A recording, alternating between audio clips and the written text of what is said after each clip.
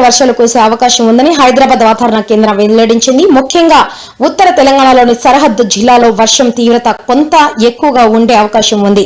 ఎండ తీవ్రతతో అల్లాడుతున్న ప్రజలు ఈ అకాల వర్షాలకు కొంత ఉపశమనం కలిగించనున్నాయి. గాలిలో తేమ పెరగడం వల్ల గరిష్ట ఉష్ణోగ్రతలు సాధారణం కంటే తక్కువగా నమోదయ్యే అవకాశం ఉంది. అయితే గాలివానల సమయంలో విద్యుత్ స్తంభాల వద్ద చెట్ల కింద ఉండవద్దని వాతావరణ శాఖ ప్రజలను అప్రమత్తం చేసింది. అకాల వర్షాల నేపథ్యంలో రైతులు తమ ధాన్యం తడవకుండా జాగ్రత్తలు తీసుకోవాలని అధికారులు సూచించారు.